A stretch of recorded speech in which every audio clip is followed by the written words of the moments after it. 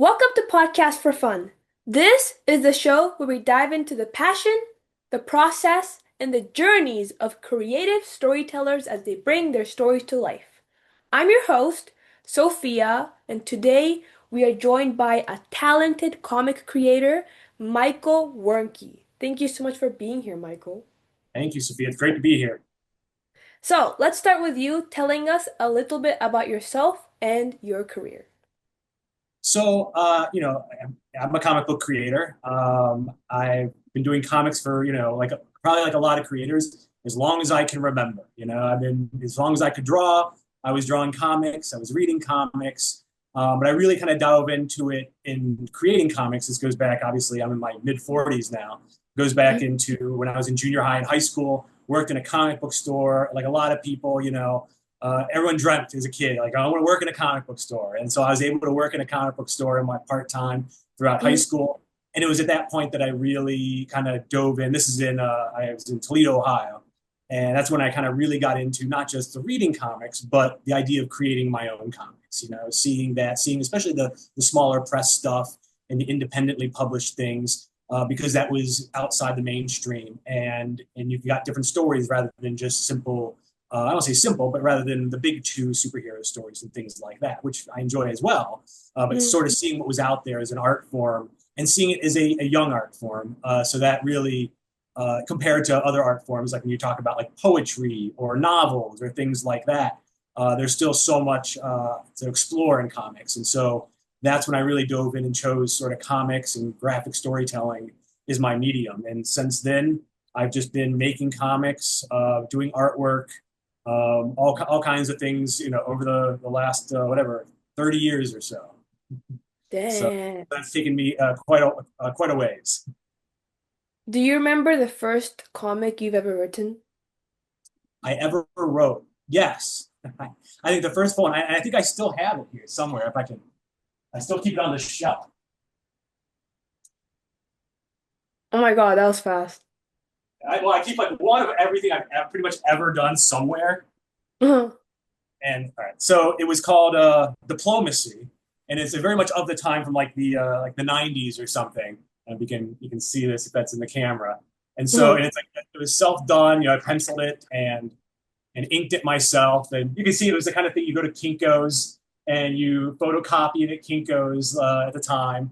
And I did that, and I did 4 issues of that. And I just kind of go around to comic shops, um, and and try to get them on, put it on the shelves and do that. And then I sent it around to publishers. At the time, obviously, it didn't get picked up by any publishers. It was pretty rudimentary, but that's the first thing, a beginning, sort of a fun. It was mostly a story about 4 or 5 friends hanging out in a bar and kind of little adventures they would get into. It was sort of absurdist. A story like where there was like a local clown or something that bothered them all the time, and so they waged a war on the clowns, and then the ice cream men got in. It was just kind of like an absurd, silly story, very much you'd expect someone in high school or college to write.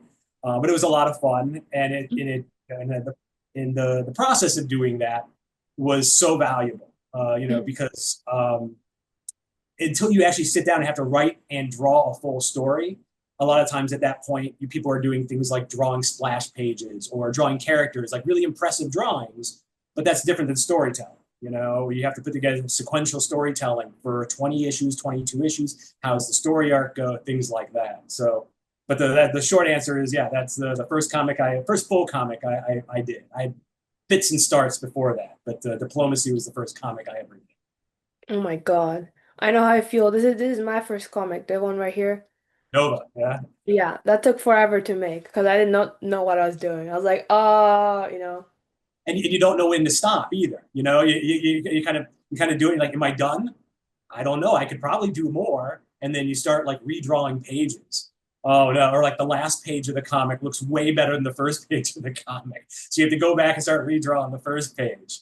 But that's all part of the process, right? And that's kind of a sign to yourself that, okay, you might still have more to go. But that's part of the fun of an artist is you're never done. Mhm. At some point with a project you have to be done, but as an artist you're never done. So did you ever consider going to school for the art or writing? I did. I actually had an art scholarship to the Columbus College of Art and Design. But I ended up trying to one of the great battles of my life, like a lot of artists, is between pursuing your art and pursuing a quote unquote, real job, you know. Mm. So I put that on hold at the time, now indefinitely, to go get a real degree.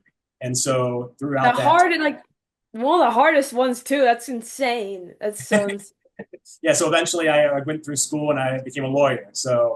But at the same time, while I was doing that, while I was in law school, and law school was very demanding, I was still working on finishing up an issue of the last issue of Diplomacy, and then starting on like the next project, and pitching to publishers and doing that because no matter how much I was doing sort of the other career, I couldn't get comics out of my blood. I'd be sitting up at night thinking of stories, drawing all the time, when you're in class and things like that. And even to this day, I come home and luckily, I still have the energy and passion to create stories. How? That's so crazy. Like how you must have been like the god of managing time. Yeah, it's tough. Like essentially, it does get to the point, but in some ways, it actually becomes easy because you don't have any downtime.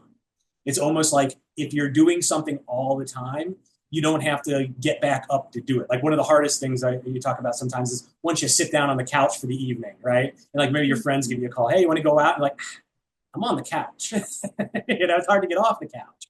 But Yeah. if you're never on the couch, meaning like, I'm working at law, I'm doing law school, I'm working as a lawyer.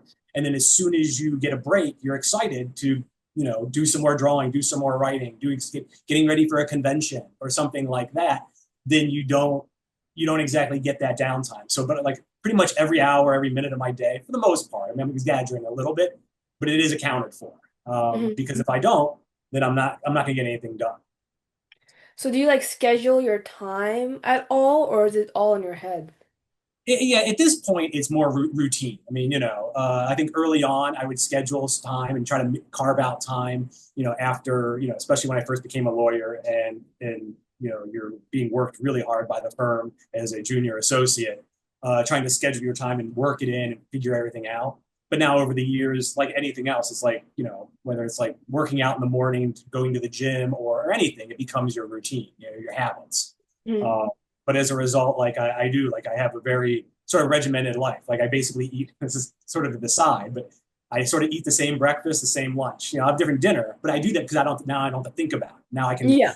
I can get it and I can work on my comic, or I can do this in just management time. So, Mhm. but that is an important part and honestly, a lot of artists and a lot of comic book creators you're going to see at the con.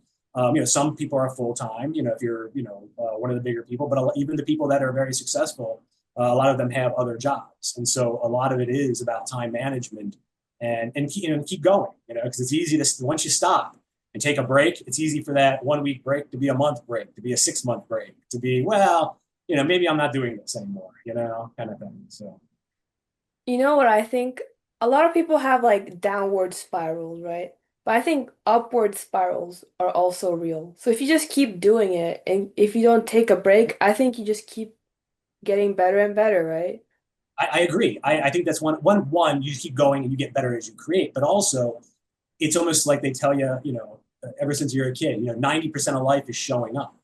A lot of people quit, a lot of people stop, and that's what it is. It's not, there's something to be said for perseverance. You just keep going, and you see other people stopping and leaving, and it's not to say a bad thing. It's not a judgment. They maybe have other priorities. They have other things that are going on, but you just keep going. And then before you know it, you've been creating stuff for 20, 30 years, and you have a portfolio of work and people who enjoy your work that you've cultivated. And yeah, so a lot of it is just it's just keep plugging along. It's like life, Yeah.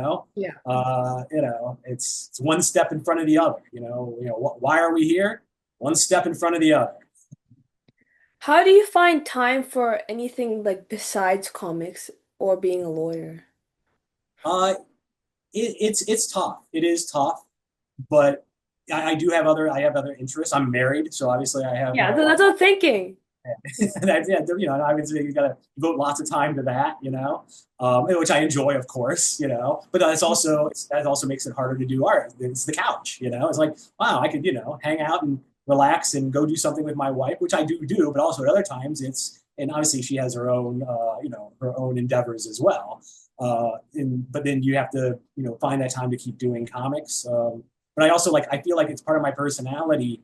As soon as I feel like I have some downtime, for example, one problem with doing not problem with doing comics and also having a day job at an office is it's sitting at a desk. Now, obviously, sitting and drawing comics is fantastic and different than sitting at a desk and typing, briefs or whatever it might be, litigation.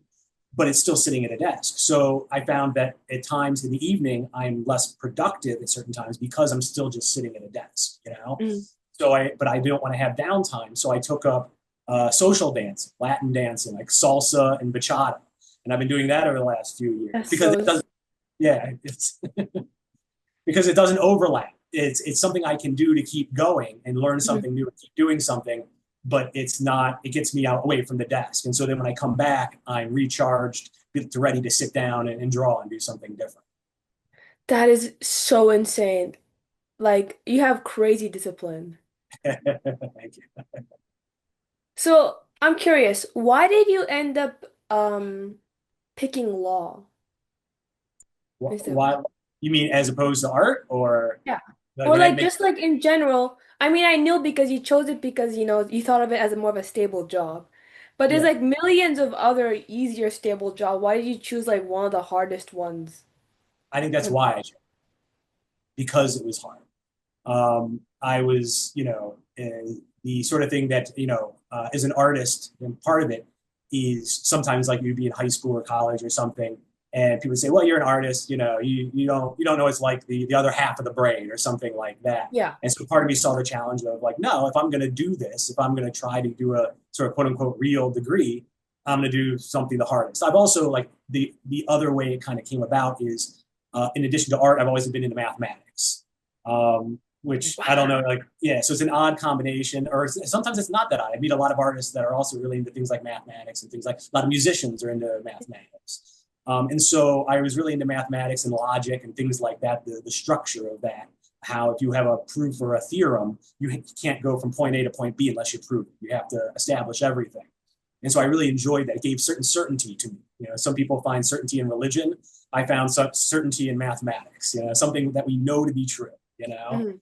and you can build everything we know off of some, five or so axioms in mathematics. So I went through that, and then it was difficult. And then from there, after that, what to go on to next? People had told me at the time that if I liked logic and mathematics, that a law degree would be really good because there's a lot of logic and that type of work in the law. Mm. They kind of lied to me. There's logic, but not the same kind of logic. Yeah. It's a different, a lot of law, rightfully so, is balancing equities and things like that as opposed to hard and fast rules of logic. But so yeah, so I kind of chose it as a challenge. I think a lot of things I think in my life I choose to do because it's a challenge. If you're not challenging yourself, then what are we doing? It's where's the fun? You'll get bored. If you're not Yeah. challenged. So you like doing the hard things on purpose. Yeah, do them because they're hard. Yeah, that's Yeah. the to sort of paraphrase JFK. Right, we do these things not because they are hard. I think that was a JFK's like going to the moon speech or something like that. Yes. That's very admirable view. I respect that. I'm more of a work smarter, not harder person, so I try to work as little, no, work a lot, but like do as little so I can like do more to make sense. So I'm like, okay, how little of this I can do so I can do like 50 other things, if that makes sense. Oh, yeah, absolutely. Yeah, you don't want to. It's the same thing. You don't want to.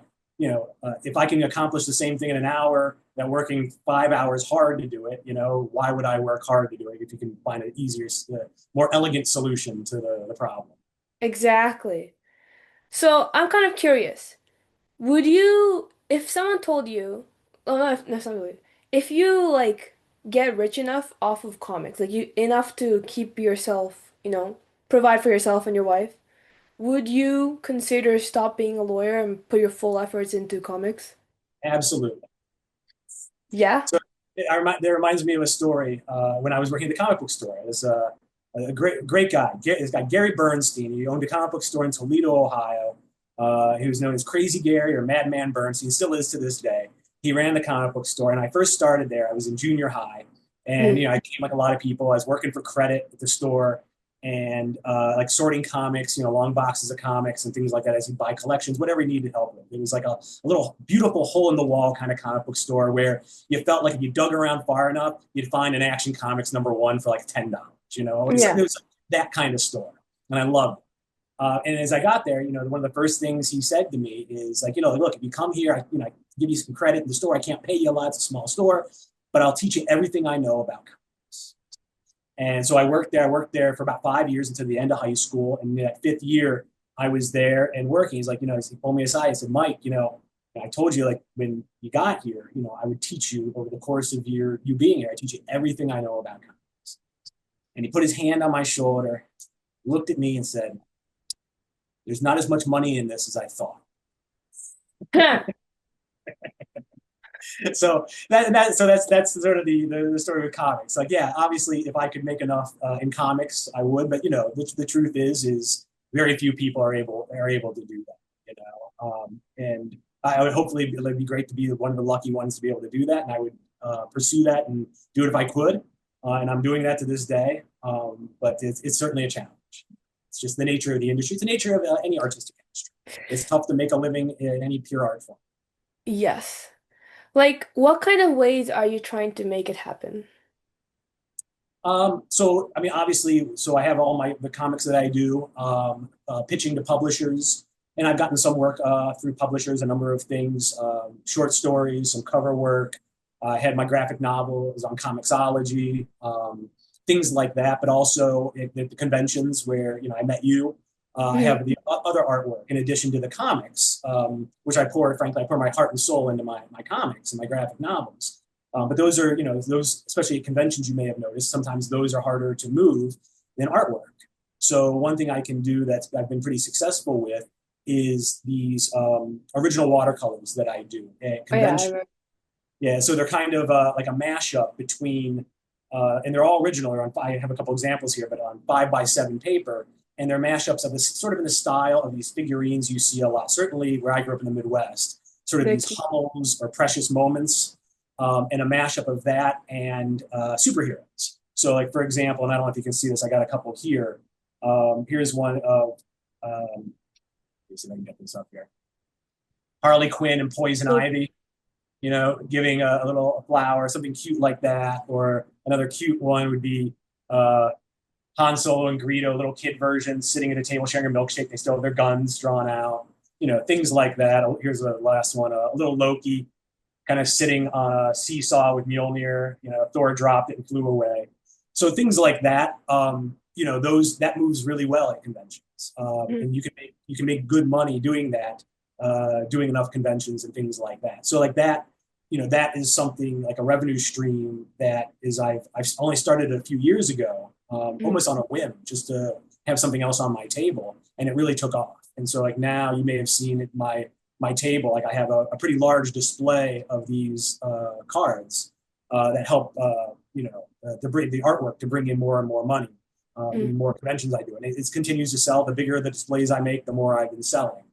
So Mm. that's another way to do it because as you may see in the comic book industry right now and there's been a lot of turmoil with Diamond, the main distributor, going bankrupt, and publishers are having a tough time. Obviously, the tariffs, on with Canada and China on paper. Mm. That's the life. Paper is still very much the lifeblood of the comic book industry, Yeah. and so it makes it challenging. What are your thoughts on like web comics, like webtoons? That's what's really popular right now Oh yeah. in my Oh, generation. yeah. Yeah, I mean, I like anything more specific, but like I love all of that. I have like we mentioned paper, if that's why you're talking about the digital platform. Yeah. Uh, I have no particular tie to paper. I mean, I still enjoy it, right? There's still that tactile enjoyment of owning something, being able to look on your shelf and have a copy of it there. But long ago, I got away from initially everyone, especially my generation, when you first heard about the digital stuff, you're like, it's just not the same. You got to hold it. But like anything, you get used to it. And now Yeah. it's nice having a tablet and having a whatever 10,000 comics or as many comics as I want at my disposal, and I don't have to pack 100 graphic novels into my bag when I go on vacation. Yes. But I think there is something I still enjoy about the that I still purchase for certain products or certain stories that I want to have like a physical copy of. But Mhm. the future is going to be digital. It's going to have to be digital, and I think that's a good thing uh, because you can also play with the medium. You can't. Just a simple example, obviously, when you have a physical book, you can't scroll, right? Like if you're on a computer screen, and let's say you have a character, they're moving along on a normal comic book page, and then they drop something, and it goes down a hole.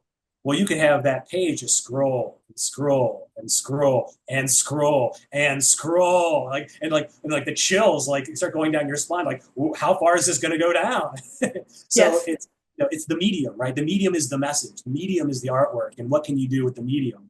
So I love the digital because it opens up all other new kinds of way to play with storytelling. So Hmm. I fantastic. That's funny you mentioned that because I literally did that in my comic. Yeah, yeah. No, it's a great technique. Yeah, you have a character drop something down a hole and it just keeps going. No, she falls down, and then you scroll and scroll, and you can see like this like wind. It's like a little like line that shows that they're like falling. So it gets Mhm. longer and thicker. And you're like, when is she gonna appear? And then she falls down, Oh, and then you see that she's gonna land like on top of a tree, and it's like the bit of the shock part. And I okay. added that using the medium, so I Yeah, can't put it on a page anymore because it doesn't look as cool. But yeah. yeah. Maybe some weird like fold out. You pick up the comic and it folds down or something. Oh my God, that would be so cool. Maybe I'll do that. The printing cost would probably be insane for that. Yeah, maybe I have to do everything by hand, just that one page. But the also with the digital is great because you don't have necessarily have to have page turns. Hmm. Now I love page turns, right? But again, it's the medium is how you do the art form, right? You have in traditional physical comics, you have the gutters and then you have the page turns. Those are the major breaking points. How do you use the gutters between panels to show passage of time, and then how do you use the page turn to show passage of time? And in the webtoons and the digital comics, you if you want to, you can eliminate that. Yeah. Or there's other ways to show bigger breaks. So it allows you to play with it. So it just allows different storytelling. And the more stories, one of the sort of something I always echo with when I talk with my friends and other colleagues is how to expand the storytelling in comics. Because so much of it is, while there is so much, you walk into a comic book store, especially to try to get new readers into our world. You walk into the average comic book store, it's still so much just superhero stuff. And I like Yeah. superhero stuff, but I like a lot of other things, and I like a lot of other things more. So I like ethical dilemmas personally. yeah, that's something I definitely enjoy, and I think like ethical dilemmas are something that kind of string throughout a lot of the stories I tell. Either Mhm. sort of an existential crisis, an ethical dilemma, or a character kind of coming to their own self-revelation, um, rather than sort of an action. There can be action in it, but ultimately I find that action stories fall a little hollow for me if there's not. You need to have ultimately the character growth really needs to drive it. Yes, 100%. That's why I'm not the biggest fan of like Fast and Furious and stuff, probably because of that reason. Because there's a lot of action. I'm like, okay, cars bumping into each other. That's it. You Yeah. know. And for some people, like I have this conversation with my father, the Fast and the Furious, the Expendables, which of course, like the Expendables is definitely right up my father's generation's alley. And we'll have this conversation. He's like, I don't know, a lot of stuff blew up. I loved it. I'm like, okay, that's fine, and I get that. And if it's done well, right, you can the ideal, right? The ideal is a story that can have an action scene that keeps you engaged, and while it Yes. develops the characters and things like that. Yeah. That's why I I like always the Matrix. Yeah. go ahead. No, I was just I just commented that like that's why I kind of like the movies like The Matrix. That's what I was Yeah, saying. exactly. Yeah, yeah. There's another layer to it. So what were you saying? So yeah, so it's like along the same lines as that type of thing with the stories that I like to write, like my graphic novel, Omega's Last Battle. It's really much. It's sort of Waiting for Godot meets superheroes, the idea of existential crisis, heroes in existential crisis. And the idea is that, and I felt like, especially, with superheroes, so the concept of an existential crisis in essence is, and at some point everyone asks themselves this, why are we here, right? What's the purpose of life? I get up, I go to my job, I read comics, I do whatever I'm going to do, I go to sleep, right? And is that all there is? What's at the end? At some point, people have different answers to that, and so I tackle that in my graphic novels through the sort of the lens of the superhero world. Because for superheroes, they have all the powers and abilities. Their world, everything's fantastic, but they're still going to have the same question. Well, eventually, I'm going to die, or I won't. If you're Superman or some incredibly powerful character, and so almost the existential crisis could be even larger if there is no end. Then what is the purpose of their life? And they say, oh, we're going to fight crime. It's like, well, okay, but then what?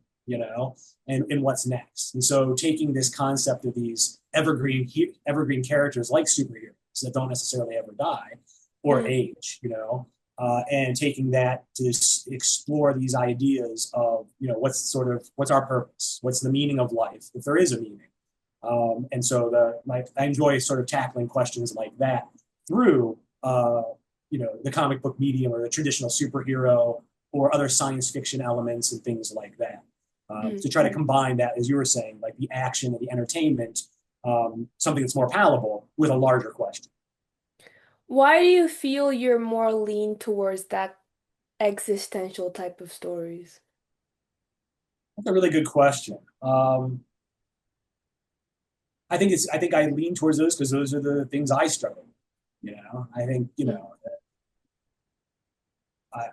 like a lot of artists, I assume, I write what interests me, right? And so part of doing the graphic novel was not exactly cathartic is the wrong word, but it was me working through the issue almost as I was writing the story, because writing the story about this and having the characters do that really forces you to solidify the concepts that kind of travel in and out of your head, right? Like I think a lot of people think and actually the comic kind of deals with this.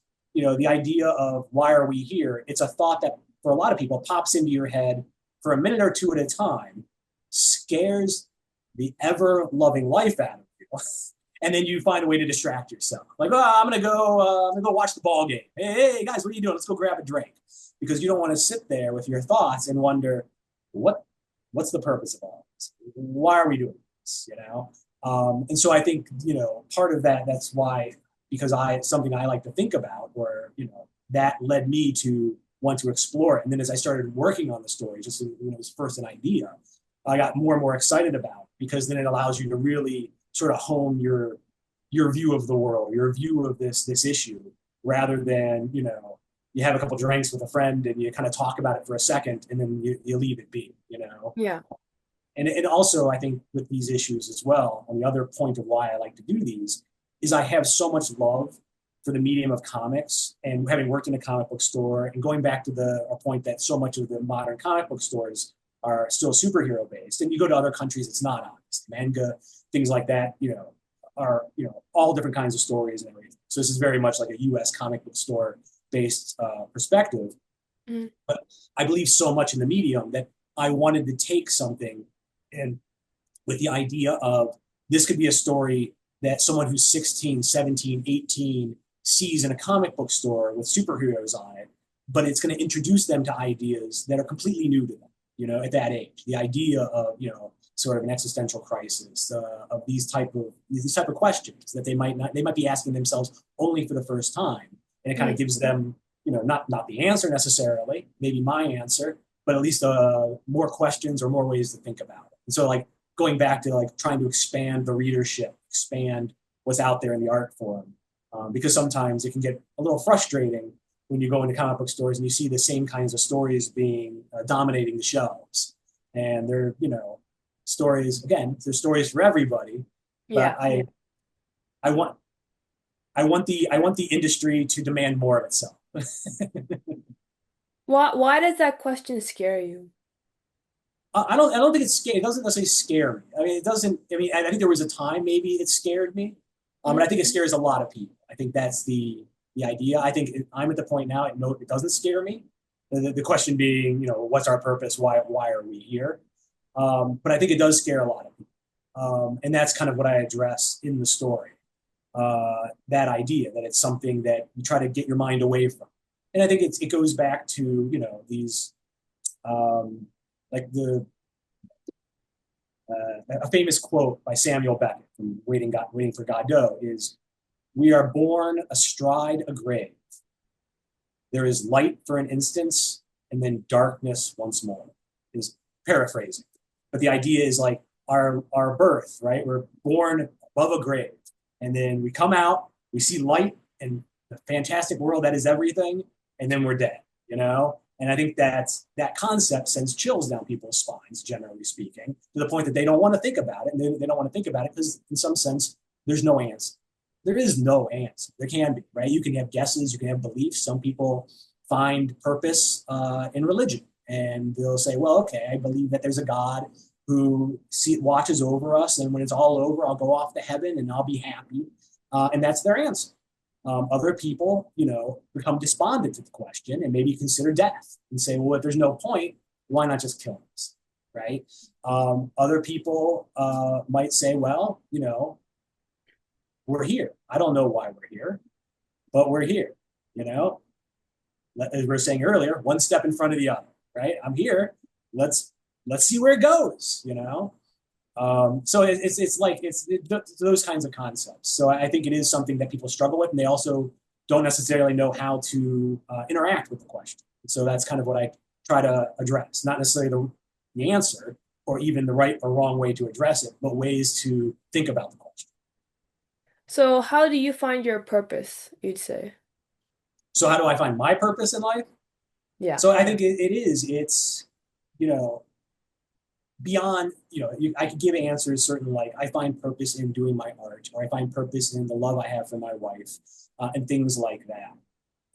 But those I think are too specific, right? Hmm. I think if you're looking for an answer, the answer is more, you find, I would always say there is no purpose, but not in a bad way, right?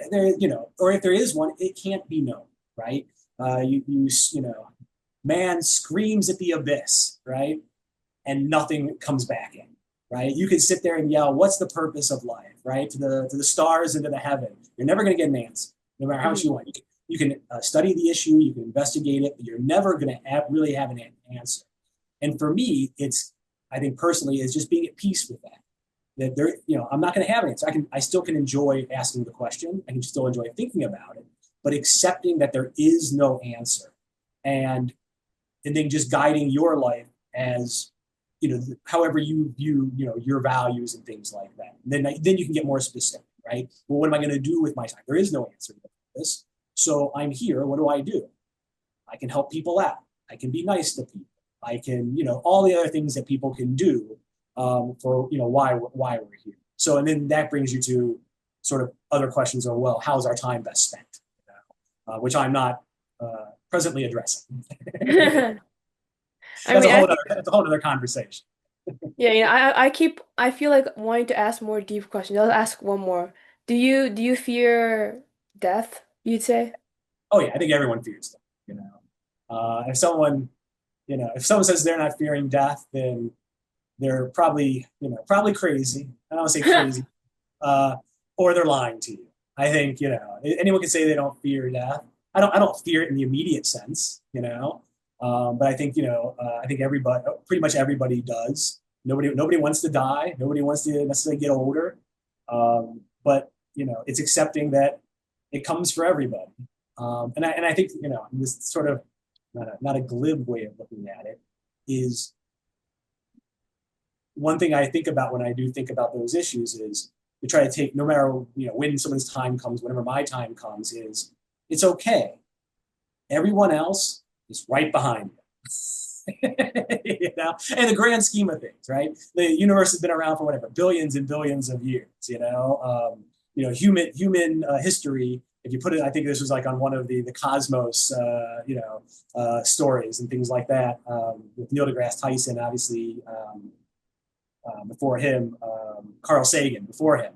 humanity's time in the great calendar is like the last second of the last hour of the last month of time has been going on forever.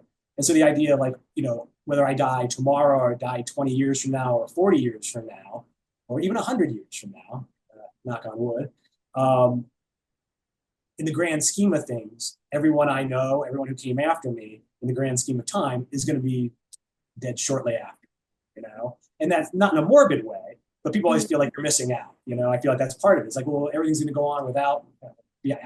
It's like, well, not much, and not for very long. So, That's so funny you say that because I was just talking about that with somebody. They're like saying like this is how long the universe has been existing. And we're not even a speck on it because that's how little we exist, yeah, you know? yeah. And some people, going back to things scaring people, when I talk to people, that concept scares a lot of people. It's like again, Carl Sagan, Cosmos. There's a really famous, he did it, Neil deGrasse Tyson redid it when they redid Cosmos, a video of when we had the first picture of the Earth from one of the satellites or whatever we had sent out to, out into space, out into the solar system. We turned around, I don't know, some pretty far out there around, I don't know if it was Saturn or Neptune or something, and took a picture of Earth. And from that distance, the Earth was a tiny blue dot. Right? And if you look up online, a pale blue dot, Carl Sagan or Cosmos, you'll see this video. And it talks about how the Earth from back there, that far away, is this pale blue dot, like a mote of dust suspended in a sunbeam, and how nothing we do, like everything that happens on Earth, we think is so important, but we're just this tiny little ball traveling through the universe. And to some people, that scares them, like, oh, our life is meaningless. And for me, it gives me great comfort. Our life is meaningless. So you say the same thing, but in a Yeah. different way, And I don't mean meaningless and, sort of oh no, there's no purpose to life, but Mhm. more in a relax. We're just a small piece of a much larger universe. And I find that calming, but I can also see why other people find it very disturbing. No, no, I get you because I used to think, oh, nobody cares about what I do. And then like a year later, I was happy about it. I was like, oh my God, no one cares about what I do. I can do whatever I want, you know? Exactly. Yeah, exactly. Although, Sophia, people do care about what you do. To People an care. extent. To an People that extent. Like I can't like randomly hit someone, obviously. But like, I can like okay, let's say okay, for example, guys are afraid to ask out girls, let's say. I don't know why that's the first thing that came to my mind. Like I'm like, okay, if you ask her out and she rejects you, she's probably gonna forget about it in like 2 days. The most that'll happen is that she tells her friend and then no one else hears about it again. right. Right? There's an episode on this. It reminds me of an old episode of Buffy the Vampire Slayer, Uh-huh. where they have this villain, a great villain. He's like bringing back, I don't know, the gods of hell or something. He's opening up some hell gate, or I can't remember exactly. He's an evil, evil guy, Uh-huh. And this all kind of takes place around high school, college age people at the time, and somebody at Buffy or somebody says, "You're so evil. Why are you so evil?" He goes, "I have my reasons." And then there's a flashback to him at high school. And he walks over to a girl and says, "Will you go out with me?" She goes, "No, thanks." And then it flashes back. Oh my God, that's so funny. But But then it's I know guys like that in real life. They're like, oh, girls can't be trusted or something like that or like yeah, my teacher didn't like my art and now like I hate art or whatever, right? yeah, everything's the worst. No, it is, but that's part of like that's part of growing up and getting older, and again, like the same sort of thing. If you don't try, if you get rejected, that means you try, right? You can try and get rejected, and then you try again, and you try again. The only thing worse than being a loser is being a spectator. At least if you lost, at least you tried. Yes. Well, speak on that. What would be one advice you'd give to the aspiring storytellers watching this right now? I would say the most important advice I ever got is if you want to be a storyteller, tell stories. You just keep doing it. Keep telling stories and tell full stories. Kind of going back to sort of bookend a little bit what I was saying before, the act of doing my first full comic was such a great experience, and I learned so much. Right? If you want to write stories, just write stories. And push through and force yourself to push through to the very end. So you have to write the complete story, right? An idea for a story, that's great. Mhm. Everyone's got ideas for stories, it's the third act is the hardest, bringing it all together. So I think that would be my one piece of advice. And same thing with art. You want to draw comics, draw comics. Don't draw splash pages. Don't draw pinups. Don't draw. I mean, you can still do that stuff. I still love doing it. Yeah. It's fun to do a great piece of artwork. Draw comics. Learning how the pacing works from panel to panel, page to page, how the eye moves, how many words, what kind of word balloons you can fit onto a page, or for a particular motion. You have to have the word balloon. You have to have a new panel for when the character gestures or changes their gesture, or can you keep that in the same panel? And those are just like small examples. But yeah, Mhm. it's just to keep going, and it'll be terrible. It'll be hard, and you're going to hate it at times. And you're going to say, I don't even enjoy drawing. I don't even enjoy telling stories anymore. And that will certainly happen, and push through, because you always come out the other end. And looking back on even the work I've done where I'm just like, man, that wasn't very good. I still love it. I love having it. I love looking at it and the growth. So, and then before you know it, if you keep on every day, days go by, weeks go by, months go by, years go by. And if you keep working at it, it won't be long before you have a really impressive portfolio of work, of stories you put together, and great memories too, and great friends. That's very well said. Thank you. And where can our awesome listeners find your work? So you can find my work if you go to my Instagram page. I'm just at Michael Warnke, or my website, just michaelwarnke.com. You can find all of my stuff. My graphic novel, Omega's Last Battle, is on Comixology. It might Mhm. be off right now. There was some when they switched over, some management things like that. I can't remember. I might have filled out something to get it back on there because it was released several years ago. But Mhm. also other things that I've done. There's a anthology, This Nightmare Kills Fascists, that can be found in your comic book stores by A Wave Blue World. And while I'm plugging things, I'll just have a picture of here's the cover of my graphic novel, Megan's Last Battle. Um, Nice. and so that, but generally that's where you can find my things. And then hopefully in the next year or so, I'll have a new project that'll be coming out. I'm working on it right now. I literally today I sent the final line work for the first issue to my colorist. So I'm really Oh my excited God. to see that come back. And that's one of the most exciting parts, is getting Yeah. stuff back from another artist, the colorist, because I can't color. So that's always one of the most fun things. So hopefully next year or so, within the next year, that'll be out on shelves. You can probably click all the links in the description because I'm pretty sure I put it in there. Think so. Well, that's a wrap for today's episode. Thank you so much, Michael, for joining us and sharing your incredible insights. I had so much fun talking existential stuff. That's also like my passion as well. Thank you so much, Sophia. I had a great time. Thanks for having me on. And to our listeners, thank you so much for tuning in. If you enjoyed this episode, don't forget to like, subscribe, and share it with fellow storytelling enthusiasts. And if you have any questions or topics you'd like me to explore, you can drop them in the comments or connect with me on any of my social medias at Podcast for Fun. Until next time, keep creating, keep dreaming, and we'll see you on the next episode of Podcast for Fun.